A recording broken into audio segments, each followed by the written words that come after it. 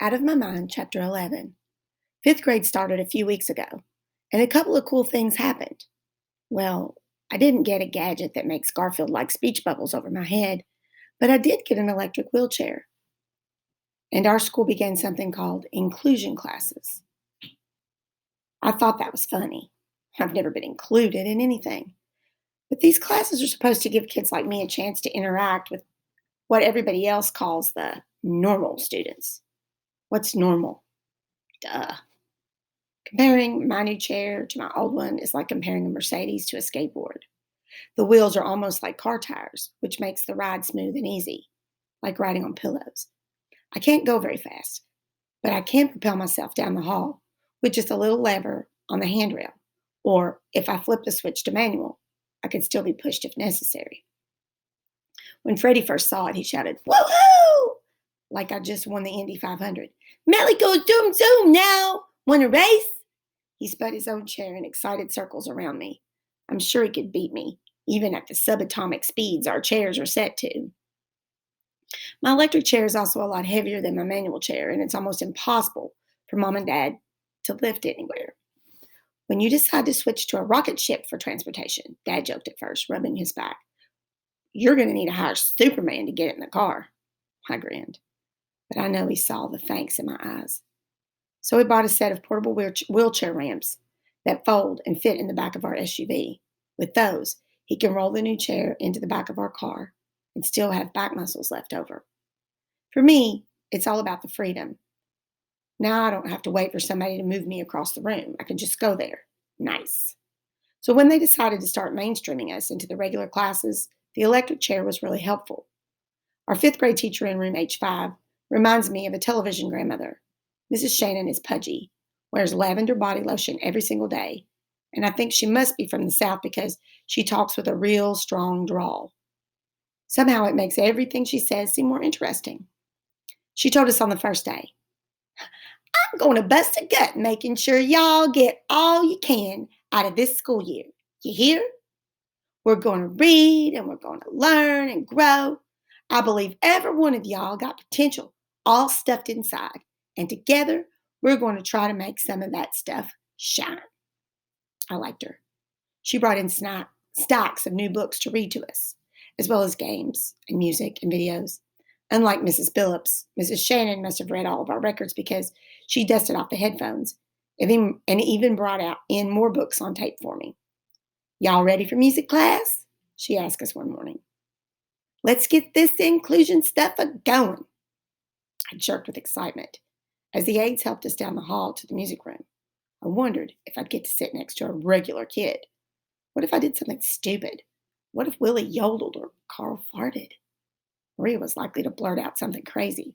Would this be our only chance? What if we messed this up? I could barely contain myself. We were going to be in a regular classroom. The music teacher, Mrs. Lovelace, had been the first to volunteer to open her class to us. The music room was huge, almost twice as large as our classroom. My hands got sweaty. The kids in there were mostly fifth graders, too. They'd probably be surprised to know that I knew all of their names. I've watched them on the playground, at lunch, and at recess for years. My classmates sit under a tree and catch a breeze while they play kickball or tag, so I know who they are and how they work. I doubted if they knew any of us by name, though. Well, the whole thing was almost a disaster. Willie, probably upset and scared about being in a new room, started yelping at the top of his lungs. Jill began to cry. She held tightly to the hand grips of her walker and refused to move past the doorway. I wanted to disappear. All of the normal children in the music class, I guess about 30 of them, turned to stare. Some of them laughed. Others looked away. But one girl in the back row crossed her arms across her chest and scowled at her classmates who were acting up. Two girls, Molly and Claire. Everyone knew them because they were mean to almost everybody on the playground.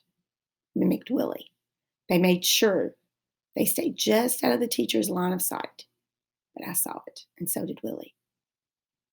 Hey, Claire, Molly said, twisting her arms above her head and bending her body so it looked crooked. Look at me. I'm a retard. She laughed so hard she snorted snot. Claire cracked up as well, then let spit dribble out of her mouth. Dappa what dappa, she said, crossing her eyes and pretending to slip out of her chair. Mrs. Lovelace finally noticed them because she said sternly, Stand up, please, Claire. I didn't do anything, Claire replied. You stand as well, Molly, Mrs. Lovelace added. We were just laughing, Molly said defensively, but she stood up next to Claire. Mrs. Lovelace took both girls' chairs and slid them over to the wall.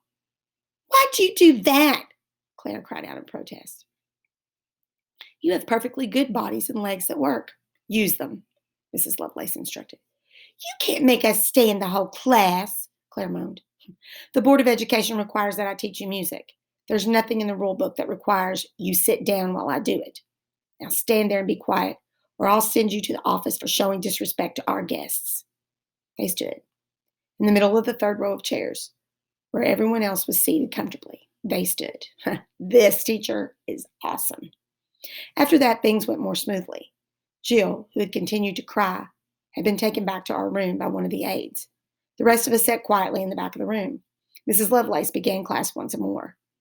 I think we need a moment to gather ourselves, children. She sat down at her piano and began to play Moon River. And then she switched to the theme song from one of those new vampire movies. Oh, yeah, she knew what we liked. When I started seeing the colors, I knew she was good. Forest green, lime green, emerald. I glanced over at Gloria. Instead of sitting all curled up like she usually did, her arms were outstretched like she was trying to catch the music and bring it to her. Her face was almost glowing.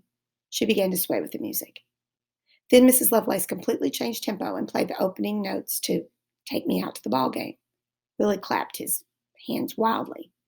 Finally, the teacher started to play Boogie Woogie Bugle Boy. Tad would have loved it. Kids started shimming in their seats. Maria got up and started dancing. She clapped loudly, never quite on the beat, but to a rhythm that was all her own.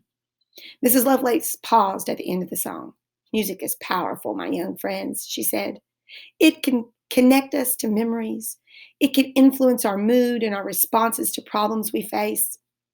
She cut her eyes to Claire and Molly, who still stood in the empty places where their chairs had been. I wanted to tell Mrs. Lovelace I liked music too. I wanted to know if she'd ever heard the song Elvira, or if she would teach us how to make our own music. I tried to raise my hand, but she didn't notice. It must have looked just like another one of those random movements that kids like me seem to make, but I had the feeling that Mrs. Lovelace was someone who'd take the time to figure me out. The teacher went on. Before I continue with the lesson, let's make this a real inclusion experience. Perhaps our friends from room H5 would like to sit with the rest of us instead of being stuck in the back. Freddie heard that and took his chance. He put his chair into gear and zoomed up to the front of that big room and shouted, I'm Freddie, and I like music. I go fast. The class laughed. I could tell the difference between people making fun of us and people being nice to us. Freddie could too. So he joined in the laughter. Mrs. Lovelace looked momentarily startled and then went over to Freddie, shook his hand, and welcomed him to the class. She set him right there in front next to a boy named Rodney. Rodney gave Freddie a high five, and the two of them grinned at each other. Okay, I had to admit it. I was jealous. Mrs. Lovelace asked an aide to bring Gloria down front, close to the window, a piano. A girl named Elizabeth glanced at Gloria nervously, but she didn't move away when Gloria was wheeled next to her. Elizabeth's best friend was a girl named Jessica. At recess, they sit together near the fence and share granola bars. I've always wondered what they whisper about. I've also noticed that everything Elizabeth does, Jessica tries to outdo. Like, if Elizabeth beats her running to the fence, Jessica insists that they run again so she can win too. Or if Elizabeth gets a new book bag, Jessica will have a new one the next day. So when Elizabeth started talking to Gloria, who looked terrified, Jessica raised her hand and asked if one of the H5 kids could sit next to her.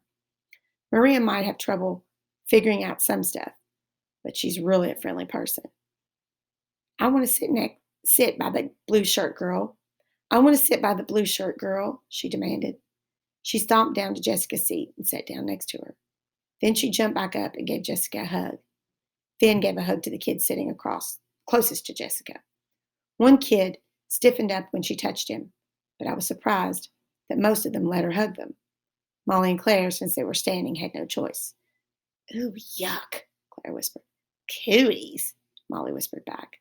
Mrs. Lovelace raised an eyebrow, then cleared her throat. It seems you two like to stand. You'll continue to do so for the rest of this week. Oh man, that sucks, I heard Claire say. Molly had the sense enough to say nothing. Maria didn't notice. She even kissed Claire on the cheek. That was funny. Willie ended up next to a large, friendly boy named Connor. Ashley and Carl were absent that day, so they left me sitting in the back of the classroom by myself. The room was real quiet. I suddenly felt cold, like the air conditioning had been cranked up to high. I got goosebumps. The teacher looked around the room, expectation on her face. I guess hoping that somebody would volunteer to take me. At that moment, I would have given anything to be back in our Bluebird room instead of sitting there with 30 kids staring at me. Finally, a girl got up out of her seat and walked over to my chair. She squatted down and looked me directly in the face and then smiled. It was the girl with the long hair who had frowned at her friends for laughing. I'm Rose, she said, her voice soft. I smiled back. I tried really hard not to kick or grunt or make a noise that would scare her away. I held my breath and thought about calm, quiet things like ocean waves. It worked. I inhaled deeply and slowly and then pointed on my board to thank you. Rose seemed to understand. I showed her I could power my own chair and rolled to where she'd been sitting. We sat together for the rest of the class, and I didn't do a single embarrassing thing. It ended way too soon. But ever since, every Wednesday, our class of outcasts gets to join Mrs. Lovelace's music class. It's awesome. Jill, Ashley, and Carl eventually became part of the group. Each one of us had been assigned to a buddy to sit next to and interact with. Once they met her, the girls rushed to be Ashley's buddy. I think it's like playing with a pretty little doll for them. But Ashley seems to like the attention. Claire and Molly eventually got their chairs returned, but they haven't chosen to be buddies for anybody yet. Well, that's fine with me. Elizabeth and Jessica have stuck with Gloria and Maria. Jill sits contentedly next to a girl named Aster Chung. Rodney actually comes over at recess and talks to Freddie. Sometimes he pushes Freddie really fast in his chair. Freddie loves that. And I get to sit with Rose every single Wednesday. On Tuesday, I can hardly sleep because I'm so excited. I make my mother pick out my nicest clothes for Wednesday morning, cool outfits like the other kids wear. I screech at her until she gets it just the right combination. I make sure she brushes my teeth so my breath won't stink. I think about Rose all the time. I worry that she will change her mind and not like me. But Rose talks to me like I understand, and she tries to figure out what I'm saying as well. One day I pointed to new and shoes and nice on my communication board, then down to her feet to let her know that I'd noticed that she got new sneakers and that I liked them. At first, she seemed surprised that I could do this, especially since it sometimes takes me a long time to make my thoughts make sense using my board. One day I pointed to music and bad and stinky. Then I started laughing. Rose didn't get it at first, so I pointed to the words again and then pointed to Mrs. Lovelace, who was playing some kind of jazz music on the CD player. I'm like, Mom, I'm not a big jazz fan. It confuses me because it doesn't have a tune. Rose finally figured it out and said, Oh, you don't like jazz? Me neither. We both laughed so hard, Mrs. Lovelace had to put her finger to her lips to tell us to hush. Never in my life have I had a teacher tell me to be quiet because I was talking to somebody in class. It was the best feeling in the world. I felt like the rest of the kids. Rose tells me secrets sometimes. I know she bites her fingernails and she hates milk. She goes to church every Sunday, but falls asleep until it's over. Me too. She has a younger sister just like I do. She even likes country music. Sometimes she tells me about trips to the mall with her friends. It would be so tight to be able to do that.